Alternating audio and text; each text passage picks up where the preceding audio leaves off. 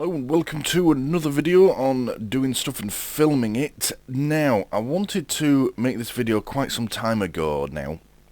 It's about a news story that caught my eye, admittedly a few months back at the time of filming. I've sort of been putting off making it and then I forgot about it. I was distracted by motorbikes. And I think it's an interesting point of discussion. I imagine some people are going to see this as entirely black and white. Some people will probably see it as I do, in the sort of shades of grey and what do you do, and just quite how concerning it really is. But the point of this series that I'm thinking of making, I am thinking of turning this into a new series, is to invite discussion about these subjects. I really do like reading people's comments, and I like to see some of the debate. I don't want to be starting firestorms, and if you're going to be a keyboard warrior, just fuck off. But I thought this was worthy of discussion, and it'd be interesting from my point of view to see what people have to say about it as well. So let me show you the article. So this is it. And yeah, Bingley teacher sent hundreds of personal email to student. I'm sure that should be emails, plural. But anyway, that's not the point. Now, this appeared right down the bottom of the page. It wasn't headline news, but it caught my eye because this is my old school, going back to the early 2000s.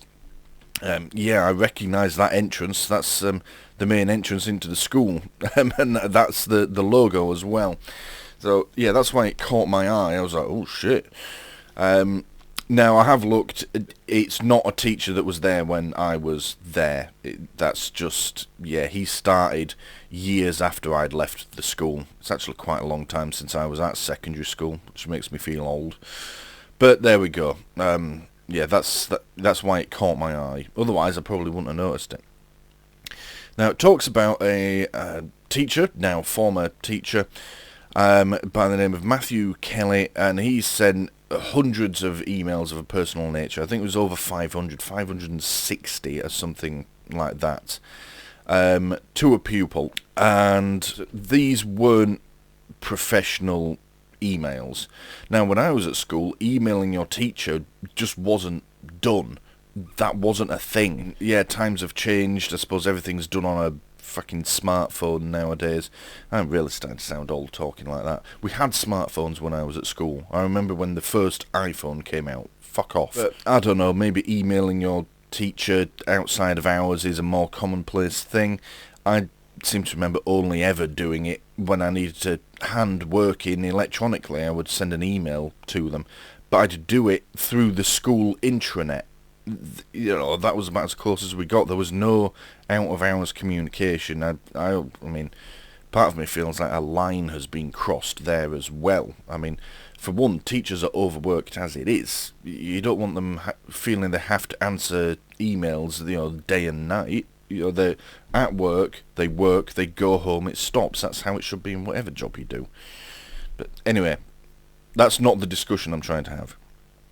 So, yeah, this guy, Mr. Kelly, he was an assistant faculty lead at the school, which is, I don't know, he's like assistant head of English or something like that. I don't think it says what faculty he was a part of, but that's what it means. The different subjects are like the departments.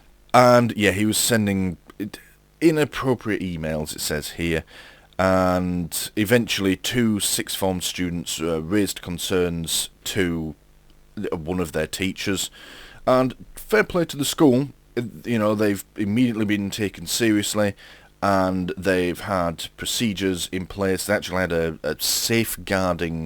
head of safeguarding or something like that, who, as I understand, isn't a teacher, is a member of the admin staff, but whatever, the school had procedures in place, and they've kicked in immediately and done a fantastic job of protecting this pupil. And yeah, that's how he got found out. Now, this goes on to say that, yeah, he resigned from the school after an internal investigation, and obviously it was reported to the police as well. And his devices were forensically examined by West Yorkshire Police in July of 2021. And this is the part where we get to the discussion.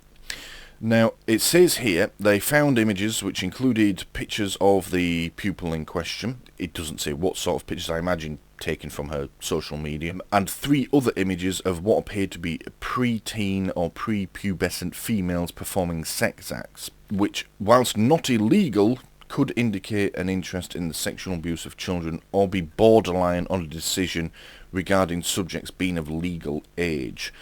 As in, they didn't really know how old these girls were. They were definitely young, but may have been over the age of consent or over the age of 18, but just looked young. And yeah, the police eventually advised that there was nothing illegal on his devices, on his computers, and that no criminal charges were to be pursued.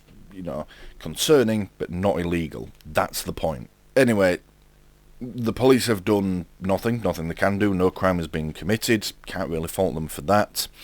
And then they've had basically a disciplinary hearing, except it's a bit more involved when it's teachers, as it turns out, and because of what they were trying to do. Now you can download a copy of the professional conduct panel meeting. It says outcome, but it's, as you can see, it's 27 pages long. So I'm not going to go through this in any sort of real detail, but it's out there. If you just Google the guy's name and the name of the school, it's like the second or third one down. You can just download it. I have read it. Some bits, admittedly, I skimmed because it's 27 pages. But they do go into a lot more detail about what's happened. It says here, there were legal advisors, president, a solicitor. The teacher in question, Matthew Kelly, didn't show up, and he wasn't represented by anyone either. But yeah, it goes on, and it goes on and on and on, and it talks about, when the emails, see here, 139 exchanges at the weekends or during the holidays, 170 after 9 o'clock at night, and then it highlights some of them. It seems I can't even turn the radio on without being reminded of you. And it goes on, discusses some of the things he said. How much he loves her smile, and he loves her more than anything in the universe, and there's a lot like that, and it goes on, and it does discuss more about the emails that he sent, and there's a lot of bits where it's redacted. That's obviously to protect the innocent, you could say. Like this person is referred to as pupil A, and it goes on. It goes on like that. We're not going to go through this too much. I've talked too much about it already. Now, the bit that I think is worthy of discussion, and this is quite concerning as well. Now, if you read the news report and you read the disciplinary minutes, should we call them, whatever you want to call that document, and it's obvious from the start, especially once you've read the emails, he was grooming this girl. That is exactly what he was doing. And if anyone's watched, say, To Catch a Predator and read the chat transcripts, or there's literally hundreds of videos out there of people doing deep dives into those shows, it is textbook groomer material. That's what he was, grooming this girl. There can be no doubt about that, and I think that was obvious to the disciplinary panel as well. That's what he was doing. Now, fortunately, or I'm going to say unfortunately, and I'll tell you why. Unfortunately, he's attempted this with a girl. It doesn't say her age. It says that she was a 6th form student, which in the UK is 16 to 18. If you read through the full 27 pages, I think she was towards the higher end of that, 17 going on 18. They don't directly state it, but that's the impression I get from some of the things that were said. And yeah, so he was grooming this girl, and definitely, unfortunately for him and unfortunately for the world, she had a bit more about her, and it wasn't actually reported by his victim. It was reported by 2 of her friends. So yeah, she's had a bit more about it, recognised that something's not right here. This isn't normal behaviour. I think she's talked about it with her friends, with her support network, which is a great thing that she's had available to her. they've also recognised that this isn't right. Yeah, there's something else going on here. This isn't just getting help from a teacher outside of hours. And then, like I said, the school has taken over and it's had proper safeguarding measures. I mean, it's rated, and has been since I was there, as far as I know, it's been rated outstanding by Ofsted, and you cannot get anywhere close to that if you don't have proper safeguarding measures. So you're automatically unsatisfactory, the bottom grade, if they find any deficiencies in your safeguarding measures. So, yeah, I can't fault the school for anything that they've done in this. They've done absolutely everything right. But yeah, anyway, yeah, she's had a bit more about it, and this grooming hasn't worked. If she'd been younger, 5 years younger, maybe even just a couple of years younger, far more impressionable, perhaps this would have had a far more sinister outcome to it. Quite fortunate that he chose this girl, because, yeah, she was able to rebuff his advances, you could say. Now, the outcome of that hearing, it says in the news report, basically he's sacked, he's gone, he'd already resigned from working at the school, and as far as I know, he hasn't taken up employment at any other school. I mean, what would be the point? But he's also now banned from teaching for life, and that's any establishment at all, not just schools. You know, like teaching children's homes, things like that. He's banned from teaching for life, and he'll have to apply to the High Court within 28 days if he wants to appeal that, which, as far as I can tell, he never did. So he's gone. He's never going to be a teacher again. His career is over. It's his own stupid fault. It looked like it was a promising career. He's not that old. But yeah, he was an assistant faculty head at a great school. I'm going to say it. You know, I by no way enjoyed my time at secondary school. It was hell on earth every single day. But I will say that Beckfoot School was a great school whilst I was there, compared to others in the area. But yeah, he was an assistant, and it's all gone. You know, the whole career is just for nothing now, and it's his own stupid fucking fault. But that's the limit of the consequences for him. And that's the concerning bit. That's what needs to be discussed here. Now, the police said no crime has been committed. Fair enough, alright, you know, if the evidence isn't there, then there is no crime. You're innocent until proven guilty. They have found no evidence of any crimes. That's it, that's the end of it. That's the way it works. The problem is he did have some images. In the news report, they describe them as Category 6 images. Now, I didn't spend too much time Googling that, because I don't really want all that in my search history. But I thought images were categorised as A, B and C, A being the most severe, that gets you in prison for years trying not to drop the soap. You Google Category 6 and there's no information at all about them. Whether it's just not out in the public domain, but that sort of stuff normally is. There's normally a law website that tells you what that means. I think maybe it's a typo. I tried another website, the Yorkshire Post, which reported it exactly the same way, Category 6. I get a feeling maybe they just copied and pasted from the BBC, because it was pretty much the same report. But anyway, they did find some images which, whilst not illegal, did indicate an interest in, well, it was prepubescent teens, but kids, fucking kids, right? But that's it. That's all they can do. They can't do any more. And this man, whilst his career is over, is free to go about his business, and the police have no right to put any restrictions on him.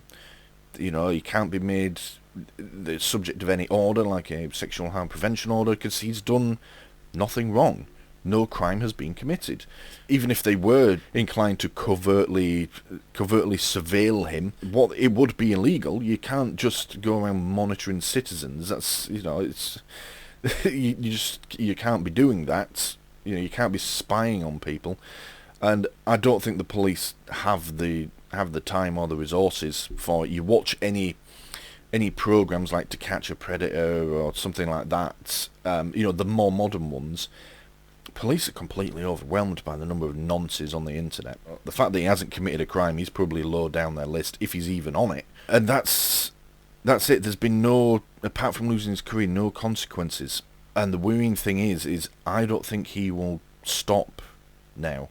He clearly, this wasn't just a stupid infatuation with one of his pupils. You know, like he's met this girl, she may have, you know, for whatever reason it's triggered something in his brain and he was acting on dick brain and he was just infatuated with her and he made some stupid decisions.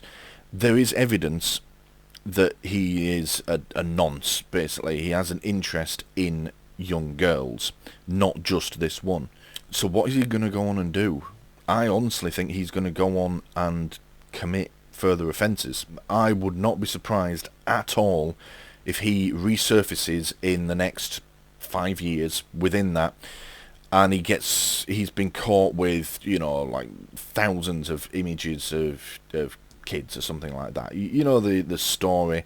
You know, there's no physical offending, but you know, they got reported by their ISP or something like that, and they've been caught with thousands of images, and they're looking at a length of time in prison potentially. I think that's going to be the next step for him, but there's no way to prevent it. We know it's likely to happen, but he hasn't committed a crime right now, so there's nothing you can do. And that's what we need to discuss. Should things be done? I don't think you can deny he's a danger to children, like, at all. But right now he hasn't committed a crime.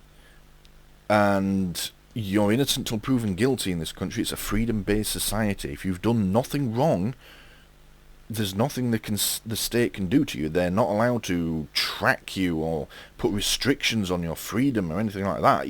That's not how society works. But yeah, he's out there, and in all likelihood he's going to do it. What do we do about that? That is the question. You know, you have to weigh it up between protecting society, protecting children from future offending by this man. I mean, it might never happen.